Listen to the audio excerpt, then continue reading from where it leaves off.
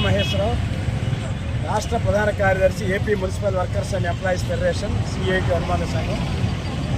CIT అఖిల భారత మహాసభలు December 31వ తేదీ నుండి 2026 జనవరి 4వ తేదీ వరకు విశాఖపట్నం మహానగరంలో జరుగుతున్నాయి. ఆంధ్రప్రదేశ్ రాష్ట్రం ఏర్పడిన తర్వాత మొదటిసారి విశాఖపట్నంలో జరుగుతూ ఉన్నాయి. సిఐటి రాష్ట్ర కమిటీ అంతా కలిపి ఈ మహాసభలు నిర్వహిస్తూ ఉన్నాం. 1,000 మంది సభ్యులకు ప్రాతినిధ్యం వహిస్తూ 1,500 మంది ప్రతినిధులు ఈ మహాసభలకు హాజరు కాబోతూ ఉన్నారు.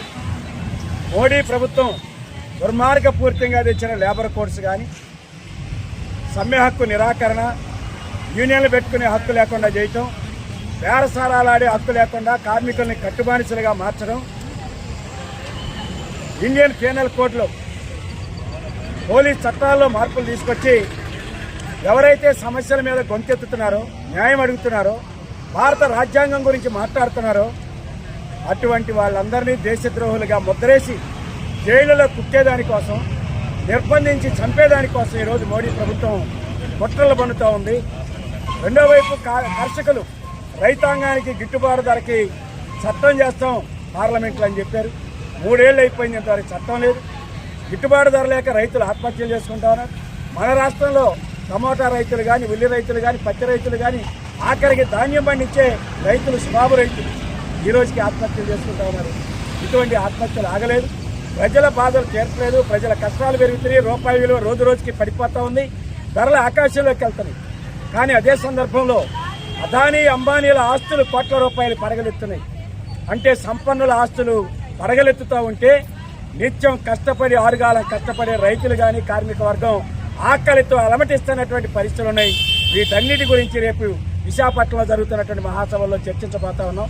కార్మికులు, కర్షకులను ఐక్యం చేసి, పేద ప్రజలను ఐక్యం చేసి మోడీ ప్రభుత్వం తీసుకొస్తున్నటువంటి లేదు, ఈ రాష్ట్రంలో తెలుగుదేశం కూటమి ప్రభుత్వం మాది త్రిబుల్ ఇంజిన్ అని చెప్పుకున్నటువంటి ప్రభుత్వం అనుసరిస్తున్న ప్రైవేటీకరణ విధానాలు, ప్రైవేట్ కాలేజీలు, మెడికల్ కాలేజీలు ప్రైవేట్ పరం చేయటం, మున్సిపాలిటీలు ప్రైవేట్ వాళ్ళకి అప్పగించే విధానాలకు వ్యతిరేకంగా రాబోయే రోజులు ఎట్లాంటి పోరాటాలు చేయాలనేది మహాసభల్లో రూపొందించబోతా ఉన్నాం.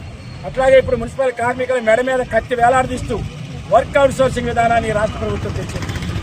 వర్క్ అవుట్ సోర్సింగే కాదు, రిటైర్మెంట్ చేస్తున్నారు, నయా పైసా ఇవ్వట్లేదు, గ్రాట్యుటీ లేదు, రిటైర్మెంట్ వయసు 62 ఏళ్ళకి పెంచట్లేదు, సమ్మెకాలం జీతం ఇవ్వట్లేదు, పీఆర్సీ 2.5 ఏళ్ళు అయిపోయిన తర్వాత పీఆర్సీల ఉద్యోగులు, ఉపాధ్యాయులు, కార్మికులందరూ ఎదురు చూస్తున్నారు.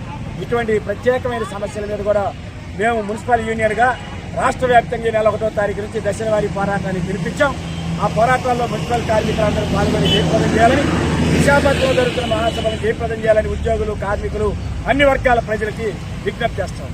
వద్దేలాలే మున్సిపల్ కార్మికుల ఐక్యత జయప్రదం చేయండి. వైజాగ్ లో జరిగేటువంటి సిఐటి ఆల్ ఇండియా మహాసభలను జయప్రదం చేయండి. సిఐటి ఆల్ ఇండియా మహాసభలను వద్దేలాలే సిఐటియు, వద్దేలాలే సిఐటియు, జయప్రదం చేయండి. సిఐటి ఆల్ ఇండియా మహాసభలను నెల 31 జనవరి 4 వరకు జరిగే సిఐటి ఆల్ ఇండియా మహాసభలను వద్దేలాలే సిఐటియు, వద్దేలాలే మున్సిపల్ కార్మికుల ఐక్యత, లాలే మున్సిపల్ కార్మికుల ఐక్యత.